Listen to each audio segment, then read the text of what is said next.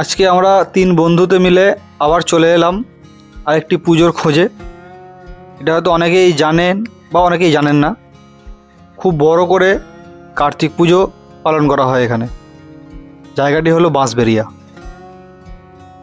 এই আমরা বাঁশবেড়িয়ার প্রথম প্যান্ডেলে ঢুকেছি, একদম ফ্লাইওভারের নিচে। নতুন ফ্লাইওভারের কাজ চলছে, তার নিচেই এই প্যান্ডেলটি হয়েছে।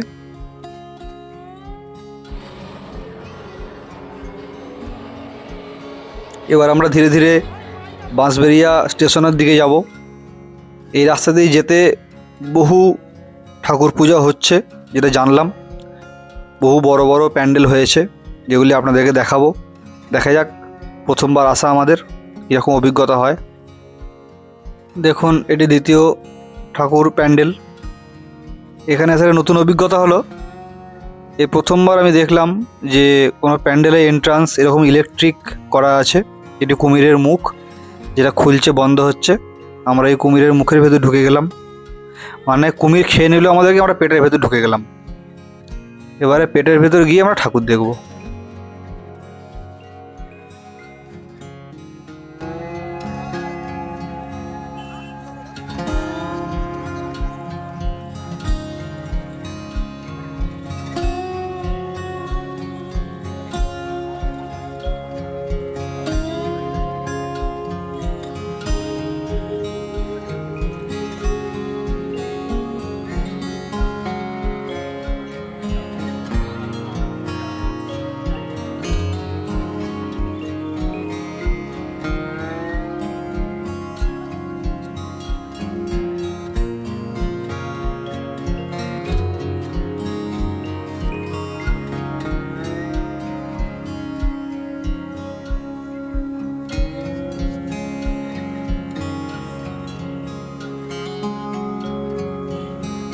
এখানে কার্তিক পুজো মানে একটা বৈচিত্র্যের কার্তিক পুজো হয় এখানে।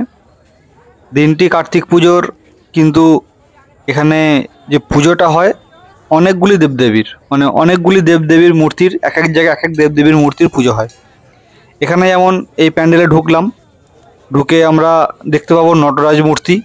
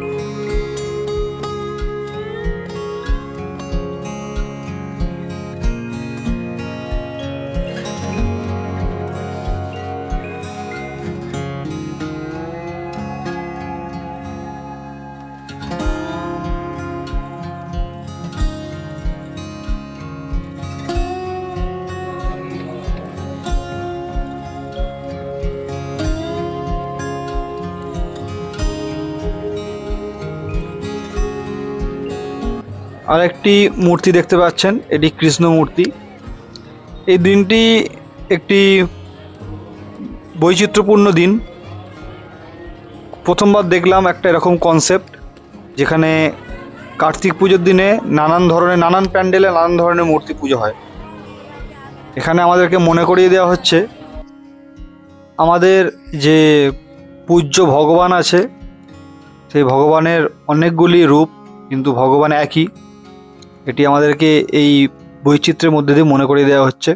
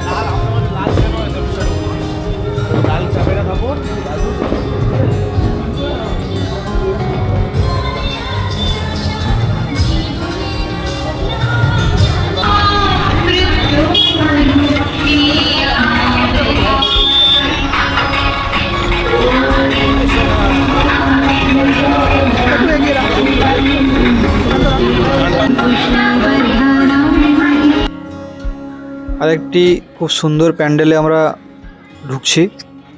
এখানে যেটা মেন থিম হচ্ছে দেবাদিদেব মহাদেবের নানান ধরনের ছবি লাগানো আছে, নানান ধরনের রূপ দেখানো হয়েছে এখানে ছবির মাধ্যমে।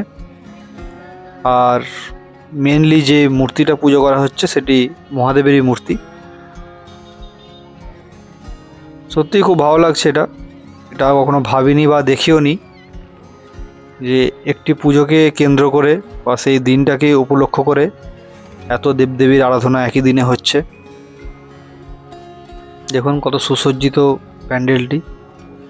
এই হচ্ছে সেই মূর্তি।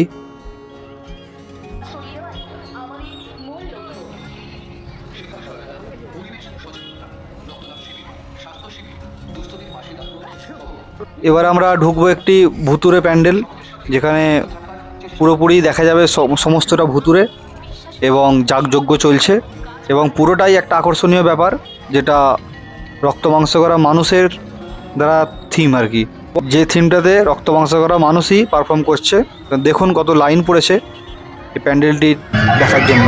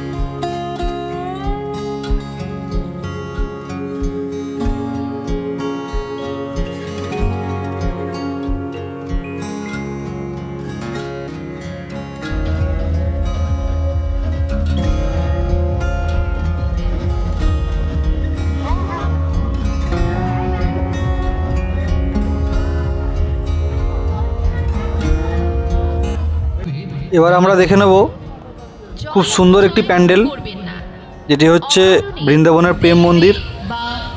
প্রচুর বড় এই প্যান্ডেলটি, প্রচুর বড় প্যান্ডেলটি, যেটা সচরাচর কলকাতার দুর্গাপুজোয় বা বড় কোনো পুজো যেরকম চন্দননগরের জগদ্ধাত্রী পুজো, এ সমস্ত জায়গায় এগুলো দেখা যায়।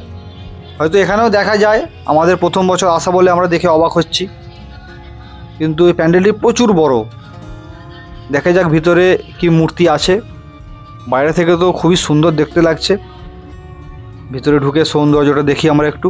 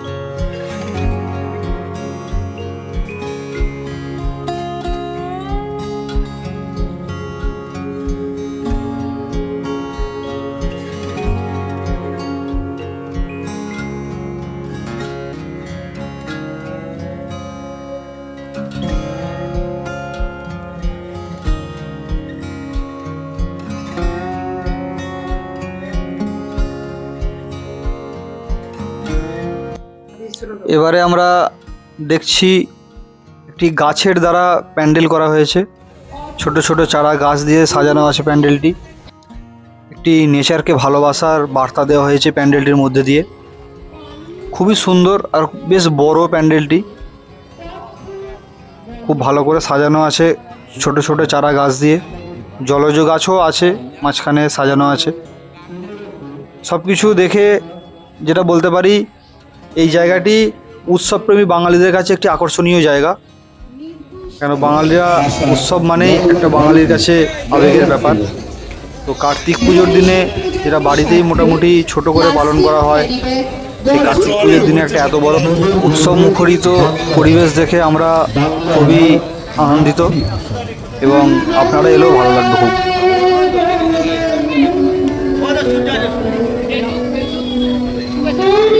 বাঁশবেড়িয়া কার্তিক পুজো দেখা শেষে আমরা এখন খেতে বসেছি, একটু ডিনার করে নেবো আমরা। তো